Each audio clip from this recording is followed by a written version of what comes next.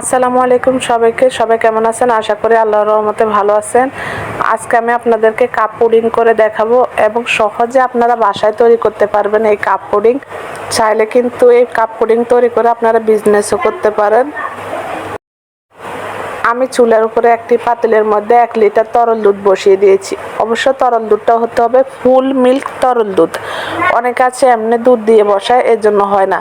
প্যাকেটের গায়ের মধ্যে লেখা থাকতে হবে যে ফুল মিল্ক, অরিজিনাল গরুর দুধ হতে হবে, তাহলে কিন্তু পুডিংটা সুন্দরভাবে বসবে।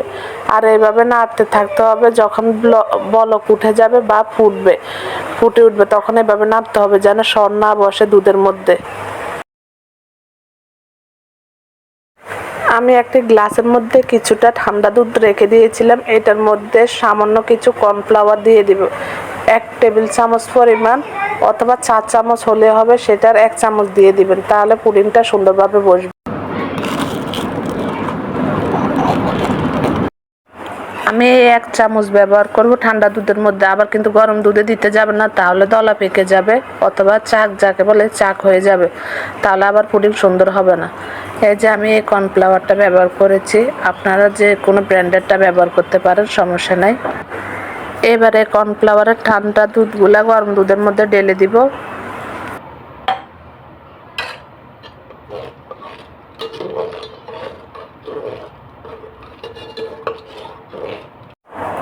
তিন ভাগের 1 ভাগ শুকিয়ে নিয়েছি দুধ। 1 ভাগও শুকাতে হবে না যদি কর্নফ্লাওয়ার ব্যবহার করেন, এতে পুডিং বসে যাবে, ঘন হয়ে যাবে। এবার আমি চুলা থেকে নামিয়ে দুধগুলোকে ঠান্ডা করে নিব। আমি ভিডিও করতে পারি নাই বাচ্চাদের জন্য, আমার বাচ্চারা ডিস্টার্ব করে, এর জন্য। এখানে আমি কিন্তু 8টা ডিম নিয়েছি আর 1 কাপ চিনি নিয়েছি। 1 কেজি দুধের জন্য 8টা ডিম আর 1 কাপ চিনি হলে যথেষ্ট। তাও ডিম বেশি দেওয়ার কারণ হচ্ছে পুডিংটা শক্ত হবে, মানে তুলতুলে হবে, খেতে একদম সফট হবে। আর যদি ডিম কম দেন, 1 কেজি দুধে যদি ডিম কম দেন, তাহলে আপনারা দুধটাকে আরও ঘন করতে হবে আর কি। এই জন্য ডিমটাকে আমি বাড়িয়ে দিলাম, যেহেতু আমি দুধ বেশি ঘন করি নাই, এই জন্য আমি ডিমের পরিমাণ বাড়িয়ে দিয়েছি। 1 কেজি দুধের জন্য কিন্তু 5টা ডিমে যথেষ্ট। আমি একটু বাড়িয়ে ব্যবহার করি, খেতেও ভালো লাগে। আর একটু লবণ দিয়ে নেবেন, তাহলে স্বাদটা ভালো লাগবে। 1 চিমটি পরিমাণ, বেশি না, লবণ 1 চিমটি পরিমাণ ব্যবহার করবেন। আর এইভাবে চাকনি দিয়ে চেকে নেবেন, তাহলে ডিমের মধ্যে কোনো বাবলস হবে না বা ছিদ্র হবে না, সুন্দরভাবে বসবে পুডিংগুলো। 4 চামচের 1/2 চামচ ভ্যানিলা এসেন্স দিয়ে দিবেন, তাহলে আর ডিমের গন্ধ লাগবে না। এই যে চাকনি দিয়ে চেকে নেওয়ার কারণে দেখেছেন ডিমের যে লাঞ্চগুলো থাকে অথবা সরগুলো থাকে দুধের, এগুলো আলাদা হয়ে যাবে। আর এইভাবে সুন্দরভাবে পুডিংয়ের জন্য তৈরি হয়ে যাবে দুধগুলো। এবার একটি পাতিলের মধ্যে পানি নিয়ে আমি একটি স্ট্যান্ড বসিয়ে দিলাম কাপগুলা বসানোর জন্য। প্রথমে চুলার পাওয়ারটাকে বাড়িয়ে দিয়ে রাখবেন, আপনাদের যাদের গ্যাসের চুলা তারাও পাওয়ার বাড়িয়ে দিবেন। তারপরে যখন আপনারা কাপগুলা বসাবেন তখন 400-র মধ্যে দিবেন। আমার এখানে বোঝা যাচ্ছে না তেমন, 400-র মধ্যে দিয়ে রাখবেন। আমার যেহেতু ইলেকট্রিক চুলা তাই আমি 400 দিয়ে রাখি, এতে হয়। আবার বেশি পাওয়ার দিলে কিন্তু কাপগুলা গলে যাবে। আমি কিন্তু পানি গরম হয়ে যাওয়ার পরে 400-র মধ্যে দিয়ে রাখি, তার বেশি দিই না। এবার যে বাটিতে ক্যারামেল সেট করেছি ঠান্ডা হয়ে যাওয়ার পরে এবার দুধগুলো সেই বাটিতে দিয়ে দিব। ক্যারামেল গরম থাকা অবস্থায় কিন্তু দুধ দিতে যাবেন না, তাহলে কিন্তু পুডিং সুন্দর হবে না। ক্যারামেল ঠান্ডা হয়ে যাওয়ার পরে পুডিংগুলো দিবেন। আমি কিভাবে এই কাপগুলোর মধ্যে সেট করেছি সেটার ভিডিও অবশ্যই দিব। আপনারা যদি ভালো কমেন্ট করেন তাহলে সেভাবেও দেখিয়ে দিব কিভাবে করলে ক্যারামেল আপনাদের জন্য পারফেক্ট হবে। যারা জানেন না তারাও পারবেন এইভাবে সুন্দরভাবে ক্যারামেল তৈরি করতে। নরম হলেও সমস্যা নেই, এই যে নরম হয়েছে এটা সমস্যা নেই, সুন্দরভাবে কিন্তু বলবো। আপনাদেরকে আমি ভিডিওর লাস্টে দিয়ে দেখাবো। কিন্তু আমি সবগুলা কাপের মধ্যে দুধগুলো ঢেলে দিয়েছি, যে পুডিংয়ের মিক্সারগুলো আর কি সেগুলো ঢেলে নিয়েছি।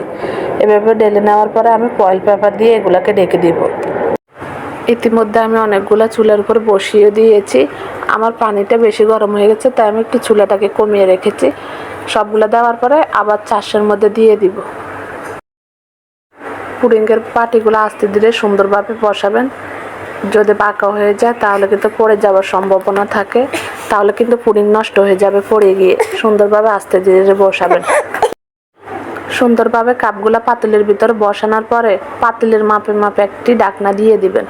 ব্যাস, এবার 10 মিনিট থেকে 15 মিনিট অপেক্ষা করবেন। আমার যেহেতু ইলেকট্রিক চুলা, আমি 15 মিনিটের মতো অপেক্ষা করেছি, তাতেই হয়ে গেছে।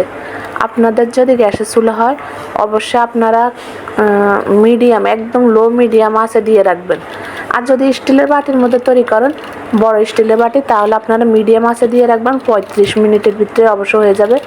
চুলার তাপ হিসাবে কম বেশি হতে পারে। আপনারা কিন্তু কিছুক্ষণ পর 30 মিনিটের ভিতরে অথবা 25 মিনিটের ভিতরে গিয়ে একবার চেক করে আসবেন একটি কাঠি দিয়ে হয়েছে কিনা। যদি দেখেন কাঠিটা ক্লিনভাবে বের হয়েছে, কোনো পুডিং লেগে থাকে না, তাহলে বুঝবেন যে আপনাদের পুডিং তৈরি হয়ে গেছে। এরকম ছোট প্লাস্টিকের 50 ml অথবা 100 ml এর বাটি হলে 10 থেকে 15 মিনিট লাগবে, যেহেতু পানিটা গরম। আর আপনারা যদি বেশি বড় বাটিতে তৈরি করেন, তাহলে টাইমটা একটু বেশি লাগবে, তখন 35 থেকে 30 মিনিট লাগবে। এই যে আমার পুডিংটা সেট হয়ে গেছে। আমি কিন্তু আপনাদেরকে চুলা থেকে নামিয়ে দেখাচ্ছি। দেখেন, ফ্রিজে কিন্তু এখনও রাখি নাই, তারপরও বাটি থেকে পড়তেছে না। এভাবে কাট করতেছি, তারপরও পড়তেছে না। দেখছেন, এইভাবে সুন্দরভাবে বসে যাবে। এত ঝামেলা করার দরকার হবে না। আপনার যদি আমার ভিডিও দেখে করেন, যদি না বসে, তাহলে আমাকে কমেন্টে জানাবেন। অনেক ইউটিউবাররা আছে, অনেক কিছু লুকায়, তাদের মতো করতে গেলে শুধু শুধু জিনিসপত্র নষ্ট হয়। অবশ্যই আশা করি আল্লাহর রহমতে আমার এই টিপসগুলো যদি আপনারা ফলো করেন, কখনো আপনাদের জিনিসপত্র নষ্ট হবে না। আশা করি আপনারা কিন্তু আমাকে কমেন্টে জানাবেন যে আপনাদের পুডিংটা আসলে সত্যি ভালো হয়েছে কিনা। এই যে এখনো ফ্রিজে রাখি না, তারপরে এই যে পড়তেছে না। আমি যেভাবে বানিয়ে দেখেছি, ফ্রিজে রাখা লাগবে না, গরম গরম আপনারা খেতে পারবেন। ফ্রিজে রাখলে হয়তো একটু ঠান্ডা লাগবে, খেতে ভালো লাগবে, কিন্তু তার আগে আমার বাটির মধ্যে পুডিংগুলো দেখেছেন কত সুন্দরভাবে বসে গেছে।